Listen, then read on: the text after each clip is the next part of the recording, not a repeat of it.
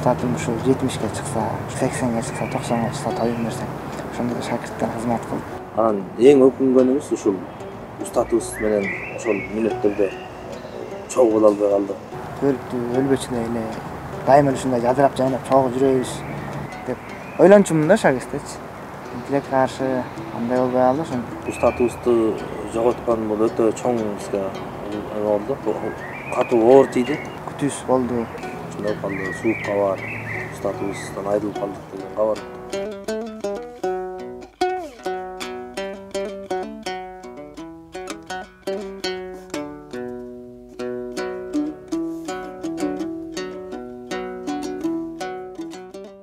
Onunmaya kalsak de o bizge Sokol Medya gelgeni. Elmir menem munduzun bugün ergip mayak bergeni. Bugün aytılıp öttü mayaktan alp ustattın emgege. Olumdun uşul жашоодо болбосун, такыр зардабы болбосун, такыр арманы. Кыскасын сөздүн айткандан алтындай болгон туугандар. Максатты бийик коелум, өлүң урпак бололуң, ой, алышаман астын колдо барбагы. Вали. Саламатсыздарбы, Сокол Медианын көрүүчүлөрү. Бүгүн биз Актаңдай акын Кыргыз Республикасынын баатыры Элмирбек Иманалиевдин шакирттери төкмө акындар Мундусбек Борончиев жана Элмирбек Иманалиев менен бирге маектешкен келдик. Арбагылы акындар. Тамамсыздын баштасы менен баштадык. Аксакалдар амандашпабыз.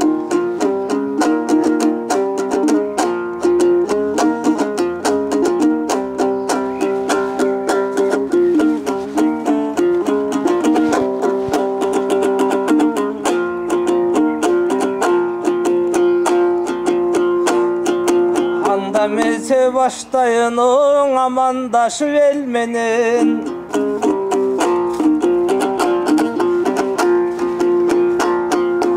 Atpay jurt aman barsın bın. Hakikat bolgon gönünde, kasiyet bolgon sözünde. Arubaktan aytabız, mınan ayköl manas jönünde. Ankenim oylap oltursan, mına kırgız kim bolgon. Kıylan elge dün bolgon, töbödö köktö gün bolgon, tөгүлүп турган үн нур болгон, ару вактан ошондой. Эчендерди багынткан кыргыз эзелки кезде гун болгон. Ошондой асылдын биспес урпагы, кыргыз баатырдын биспес урпагы. Болбосоң ойлоп олтурсаң, кезинде кыргызым деп жан берген Абдыкерим сүйөр кул.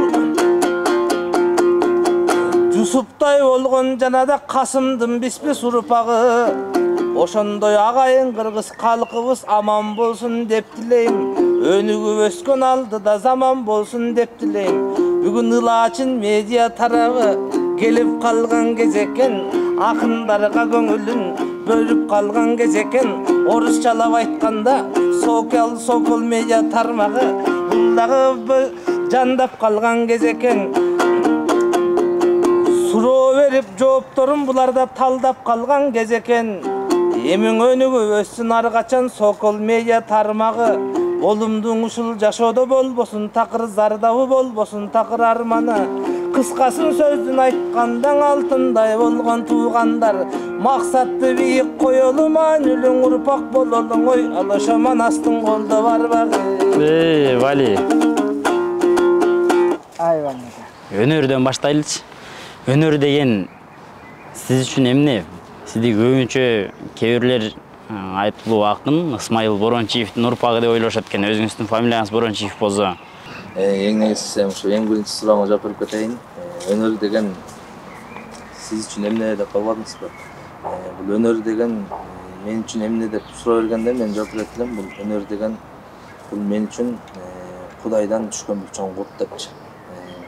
Жашоодо бул ушундай адам болуп төрөлгөнүң өзүнчө бир жеңишиң болсо, ошолордун арасында акын болуп төрөлүшүң бул дагы андан да чоң экинчи жеңишиң деп ойлойм да. Андан кийинкиси өзүңдүн аракетиңе жараша, ишиңе жараша, анан алдыңга келаткан кыйынчылыктарды, ийгиликтерди, баардык нерсесин өзүнүн ордуну менен багынта бересиң деген ойдомун да.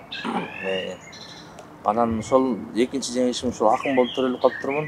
Үчүнчү жеңишим ошол улуу устатыбыз кыргыз элибиздин эл баатыры, эмгек баатыры Элмирбек Иманалиевдин шакирти болуп калган. Бул менин эң чоң үчүнчү жеңишим деп айтсам. Анан Исмаил Борончиев атабыз менен негизи Исмаил Борончиев атабыз өзү Мундус уруусунан чыккан экен да. Анан бул киши менин атым да Мундузбек да. Анан ошол Исмаил Борончиев атабыз менен мындай уруулаш бир тууган болуп атканда айтканда уруулаш менин чоң атам болуп калат экен. Өзүмдүн чоң атамдын аты Борончу болгон. Анан Борончу атам дагы ушул акын чыкса экен деп, өзү дагы ушул Исмаил Борончиевди жакшы көргөн киши экен. Балким ошол Исмаил Борончиевге болгон тоодой сүйүүсү, ошондой сүйүүсүнүн арты менен, ушундай ниети менен, тилеги менен ушундай небереси акын чыгып калып атканын бирден бир себеби ошондон болушу мүмкүн деп ойлойм.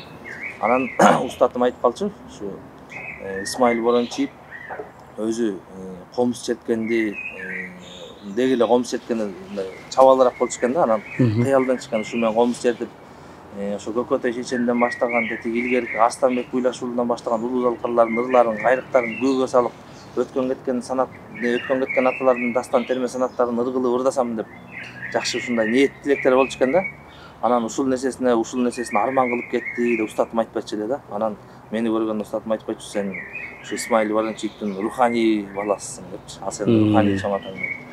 Анан ошол өнөрдө жүргөн улуу залкар аталардын баардыгы мен үчүн руханий аталарым да. Анан муке бул алгачкы жолу 2013 жылы Элмирбек байкеге шакирт болгонсуз. Атан өлсө тайлак бар, кому жерде калган жок, ата өлсө бала бар, тону жерде калган жок дейт да. Андан кийин эми биринчи эң алгачкы болуп шакирт болуп келгенден кийин алгачкы шакирттерине болгондон кийин башкаларга караганда көбүрөөк нерсени үйрөнүп, башкаларга караганда көбүрөөк нерсени билгенден кийин устатыңыз Элмирбек Иманалиев өткөндөн кийин ушулорду бөлүшүп, башында баш көз болуп жүрөсүз да бул жерде. Негизинен ошол устатыбыз Элмирбек Иманалиев бул дүйнөдөн өткөндө көз өткөндөн кийин ушул мындай айтканда таянар тообуз кулап калды, түндүгүбүз түшүп кетти, ушундай айтсак болот. Анан ошондон кийин мындай болуп аткан да. Ушул Элмирбек Иманалиевдин шакирттери ошо бири-бирин устат тутуп, бири-бирине үйрөтүп аткан. Мисалы, мен устатымдан билбей кеткен нерселерин Элмирбектен үйрөнөм. Элмирбек ошол устатымдан көрбөй калган, билбей калган, укпай калган жерлерин менден үйрөт. Ошентип эри шаркак жүрүп, ошо бири-бирибизден үйрөнүп, бири-бирибизден али күнгө чейин ушул нерселерди кылып келатабыз да. Эң негизгиси устатым бизди эмнеге үйрөттү деп сураганда, адамгерчиликке үйрөткөн. Анткени эстебе сатадан көп мисал кылчу. Акындык өнөр үй эмес, балам адамгерчилик болмойн деп, жансарындай эң биринчи адам болгула, анан акын болосуңар деп устатым.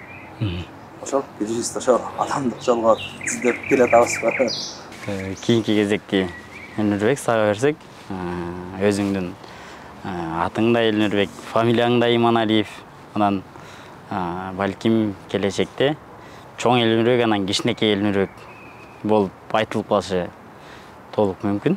Анан ошол алгачкы жолу устатың Элмирбек Иманалиев агайга келгенде, ал кезде 12-13 жашта болсоң керек. Анан ошондогу сезимдер. Мен эң биринчи жолу устатыма жолукканым ушул 2014-жылы болгон. Мен ошондо 11 жашта элем. Мектепте окучумун, 5-класстын окуучусу болчумун. Анан бала кезден эле ушу телевизордон көрчүк да. Айтыштар дисктен көрчүк. Жаңы ош базардын кире беришинде чоң бир диск саткан жери бар эле. Ошол жерден барып жаңы айтыштар деп чыгарышчы. Ал кезде азыркыдай интернет өнүгө элек заман. Азыр эмнени кааласаң телефондон таба аласың. Ал кезде андай эмес болчу. Издечик ал кезде. Ошентип ош базарга барган сайын ошентип ата-энеме диск сатып алчумун, айтышам деп. Анан кадимки ушу КТРден, ЛТРден айтыштарды берчи. Анан ЛТРден устатым дайыма манас айтчы. Мындай чоң чапанды кийип, калпакты кийип манас айтчы. Ошону укчумун. Анан башталганда ата-энем чакырчы, "Эй, бергел, сен манас айтып атасың" деп койчу деп берчи. Анан мен келип ошого таасирленип устатым манас айтканын көрүп, ошол телевизордон акындан ырдап атканын угуп, мындай таасирленчимин да. Мен ушинтип ырдасам деп бир жүрөктө бир кандай бир кыял десем болобу, же бир максат десем болобу, ошондой бир көкүрөктө бир нерсе бар эле. Анан ошентип Кудайдан болуп калып ушул ата-энем устатымдын номерин көп таба албай жүрүштү. Албастан азыркыдай эмес да. Анан ушу Азамат Болгонбаев деген акын байкемдин номерин таап калып ошол киши берген устатымдын номерин. Ата-энем чалып байланышып, ушундай балабыздын аты Элмирбек, фамилиясы Иманалиев ушундай битке. Муну бар сыяктуу ошо алып барсак дедик эле кандай анан устатым ошондо чакырган, бизде 10 күндүк сабак бар. Ошого бирге эсмаш жактан байкап көрөлү деп. Мен ошондо 10 күндүккө келгем, 10 күндүк азыркыга чейин уланып келатат. Ушул 10 күндүк тарыхка карай келсек, ушу Айчы фонду 2001-жылы түзүлсө, ошондон бери үзүлбөй акындардын мектебинде болуп турчу дайыма сабакта 10 күн сайын болуп турат. Айдын 10-unda 20-сында акыркы күнү. 2001-жылдан бери Ашыралы Туганбай эстебес аталарыбыздын доорунан бери үзүлбөй келаткан бир чоң алтын чындыр десек болот. Анан мен ошентип 10 күндүккө келип кирип устатым менен учураштым. Ассаламу алейкум, кандайсыз деп колдо учураштым. Бетимен өп тосуп алды. Ырдаттырды, ырдап бердим. Жоонтоп акындар отурду. Мукем да барып атчанда мен келгенде. Мукем эсте жаш эле. Бир чети суктанып, бир чети таң калып устатымды көрүп. Анан устатым ошентип мектебине кабыл алган мени. Балаңыздар да бирге бар экен. Биз менен калсын деп ата-энеме айтып. Ата-энем да аябай сүйүнгөн. Мен де өзүм жашоодо бир мындай бир келатып туруп эле бир 10 тепкичөйдө жогорулап кеткендей сезим болгон да. Мектепте бул өнөрдүн пайдасы көп эле тийди.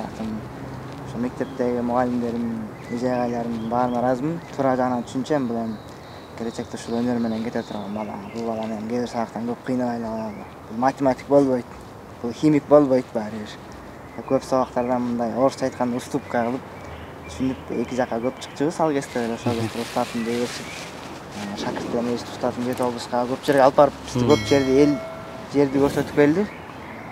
Эртеден эми жаштайынан эле көрүп каныга берсин деп. Анан ошондой учурларда мугалимдерим көп жактан уруксаат берип жүрүштү. Анан мен устатымдын колуна келгеним ошондой болгон. Ошентип устатымдын колунда тарбияланып жүрдүм. Күндө мектептен чыгам, Айчы фондко келем. Кечинде үйгө барам, кайра эртең менен сабакка барам. Эртерээк сабак бүтсө дейм да. Эртерээк сабак бүтсө эптеп бир акыркы 2 саат, 1 саат мен үчүн өтчү эмес. Эптеп ушу 5-6 сааттан кутула алсам кетет элем деп эле отурчумун да аягындачы. Устатым да өзү көп айтып калчу. Туганбай Абдиев атасы ушул чоңкого баранан устатты ошол жерден көргөн экен биринчи жолу. Устатым да Туганбай атаны ошол жерден көрүп. Анан Туганбай ата шаарга кеткенден кийин устатым айтып калчу, мен мектеп такыр кызыгуу жок болуп калдым. Мектеп эле шаарга кетсем деген эле ой болуп калды деп устатым өзүнүн айтканы бар. Меники да ошол сыңары биякта шаардан ошондой эле болчу да. Эптеп сабак бүтсө, эптеп түш болсо, эптеп 1:30 болсо кетет элем деген эле ой менен жашап калгам ошол чагда. Себеби эптеп эле бияка келиш керек болчу. Устатым келип андан көрө сөзүн угуп, эмне жөнүндө айтып берет, эмнелерди үйрөтөт. Ошолорду отурсам деп ошондой бир бала кезде ошондой бир жакшы бир сонун кайталангыс мен үчүн өмүр бою таберик боло турган күндөр өткөн десем. Устатыңдын колунда 6 жыл тарбия алыпсың. Бир канча жерлерге алып барды, бир канча адамдар менен тааныштырды, телевидениеден жүзүң көрүндү, айтыштарга катыштың. Анан ушул устатты жоготкон күн эсиңдеби? Эми ал күн дээрлик мына быйыл 5 жыл болуп калды. Устатыбыздан айрылып калганыбызга. Ал күндү өмүр бою унутпай коюшум керек эми. Себеби өмүр бою бир жүрөктөн кетпей турган күн болуп калды десем болот. Ошол ал учурда ушундай карантин учуру эле. Карантинде ушундай ага чейин устатыбызды акыркы жолу Айчы фонддон көргөнбүз. Ошол кезде устатым жакшы планы бар эле, жалпы шакирттер болуп Казакстан Республикасынын Алматы шаарына барып келебиз, өзүбүздүн акындык иш сапарыбыз менен деп бир пландап аткан убактыбыз болчу. Анан ошол маалда коронавирус болуп жайылып отуруп биздин мамлекетке да келип калды, Кыргызстанга. Анан бүт жактары жабылып, күтүүчү жерден мындай карантинге таратып ийбеди баарыбызды. Окуу да жабылды, ишканалар, жумуш бүт. Мындайча айтканда мамлекет келатып, өлкө келатып туруп бир жерден токтоп калды да. Анан биз дагы кааласак, каалабасак дагы каникулга чыкканга туура келип калды, өзүбүз дагы жумуштан дагы. Көп айылга кетти. Мен шаарда ата-энем менен турам. Мен шаарда калдым. ошентип бири-бирибиз менен жазышып, чалышып, ушундай өзүбүздүн группабыздан устат жазып жүрдү. Окугула, билим алгыла, жөн жатпагыла мындай учурда. Көп окуш керек, билим алыш керек. Өзүңөрдү ушундай жалгыз калганда адам өзүнчө издениш керек деп. Ошол мындайча айтканда онлайн сабак өтүп турду да азыркы. Заман тили менен айтканда ошондой болуп отуруп эле анан устатым негизи көп кишиден угабыз, өзүнөн да укчук. Жаш кезинен эле бир 26-27 жашынан баштап менимче ушу кант диабети менен ооручу. Ошол оорунун айынан 5-6 ай сайын дарыланып, кадимкидей каранып жүрчү.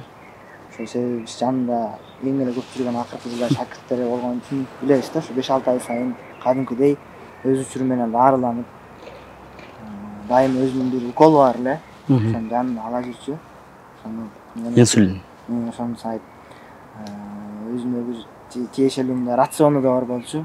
Эми андай оору менен ооруган кишиге мындай каалаган ичип жегенге болбойт экен тилекке каршы. Анын устатым ушу бул пайда экен, тиги пайда экен деп кадимкидей мындай кичинекей өрүктү салып, чайга салып ичип ошондой өзүн карап жүрчү. Анан ошо тилекке каршы карантин учурунда ошол оорусу өрчүп кетип, тилекке каршы ошондо өтүп кетти. 20-апрель күнү кечинде билишимче бир кечки саат 8-9 үзүлдү окшойт да. Анан ошондо өзүбүздүн группадан уктуп Асылбек байкеге чалдым. Эми ишенген жокмун да. Себеп дегенде андай окуя болуп кетер, мен 3 саат түшүнө эмес. Устатымдын жанында жүргөндө мага киши мага көрүктү, өлбөчүдөй эле дайыма эле ушундай жадырап жайнап чогуу жүрөбүз. Устатым ушу 70-ке чыкса, ушундай тоюн берсек, 80-ге чыкса, 90-га чыкса тоюн берсек, ошондо да шакирттер кызмат кылып, колуна суу куюп жүрсө деп ойлончумун да ошол кездечи. Тилекке каршы андай болбой калды, ошентип күтүүсүз болду. Ушул нерседен башкаларга караганда муке сиз көп жабыр тарттыңыз окшойт. Ушул алгачкы ушундай суук кабарды кимден уктуңуз? Анан ушул кабыл алуу канчалык болду ушуну? Эми негизи мындай өткөн күндөргө бир саресеп сала келсек, ошол устатыбызды жоготкон күн өтө жашообузда чоң трагедия болду да. Бизге чоң трагедия болду. Анан ушул биз деле айылда жүргөнбүз, элимче айтканда айылда жүрүп, өзүбүз ар ким өзүбүздүн арбайыбызды чегип жүргөнбүз. Ошентсек анан бизде WhatsApp группа бар азыркы заманда. Ошондон ушундай устатым казып алды деп Асылбек байке жарыялап калды. Ушундай калды, суукка бар, устатыбыздан айрылып калдык деген кабар Асылбек байке айтып калды. Анан мындай бир четинен ишенген жокмун да. Ишене албайт кезинде кантип эле Элмирбек Иманалиев кантип эле каза болуп калсын деп. Кандай эле ошондой киши, ушундай кишилер кантип эле кете берет? Мындай кишилер деген элдин батасынан жаралган кишилер да, Кудайдын куту түшкөн кишилер да.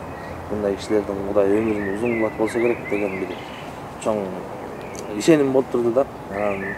Жанагы Исмаил Борончиев айткандай, ачууланса миңди алат, ажал кайдан тилди алат дегендей.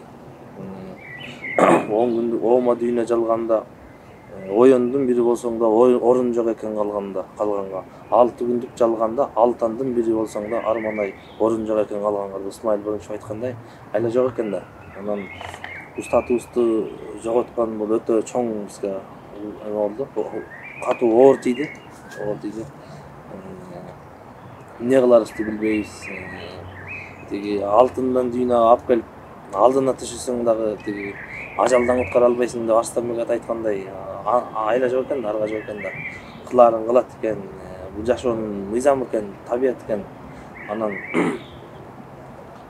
эң өкүнгөнүбүз ушул устатыбыз менен ошол мүнөттөрдө чогуу боло албай калдык. Эми жана бардын баркы төмөн жоктун баркы жогору деп коет го.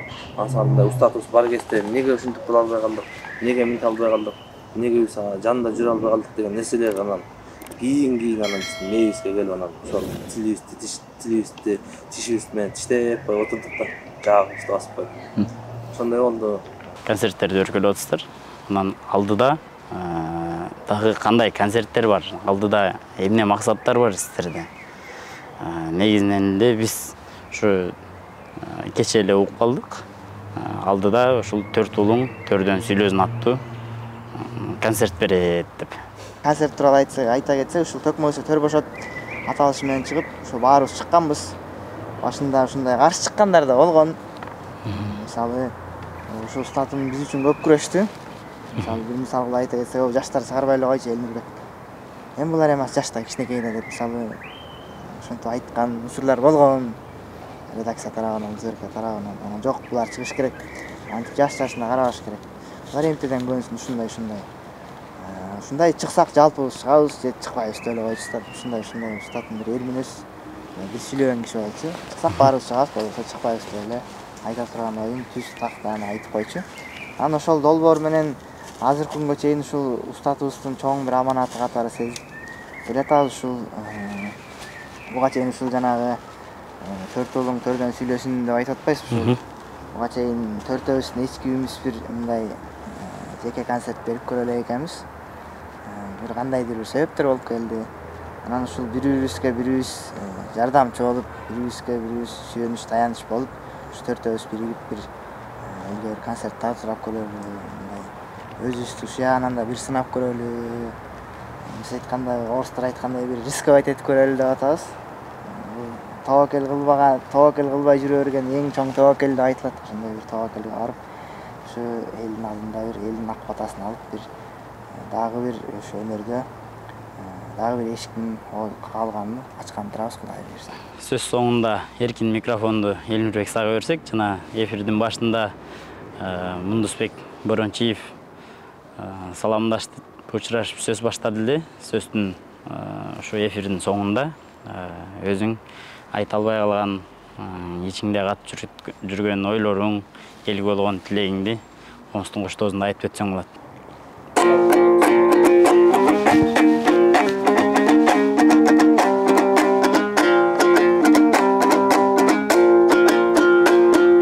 Сонун маек алсак деп бизге Сокол медиа келгени. Элмир менен Мундусуң бүгүн эргип маек бергени. Бүгүн айтылып өттү маектен алып устаттын эмгеги. Акындардын арыбай ушу күнгө келгени. Мындан дагы буйруса көтөрүлсүн деңгели. Эми июндун ушул төртүндө туугандар концерт берсек деп турабыз. Анда дагы буйрусаң атпай кыргыз журтунун алкышында алай угабыз. Биз да бабадан калган мурасты кийинки муунга сунабыз. Ошол концерти бизге келгиле, жакындап баалап көргүлө. Ага чейин буйруса жакшылык болсун жалпыңда, жакшылык болсун калкымда. Төрт улуң төрдөн сүйлөсүн, билеттери жатат сатылып, жанагы Касрикеji сайтында.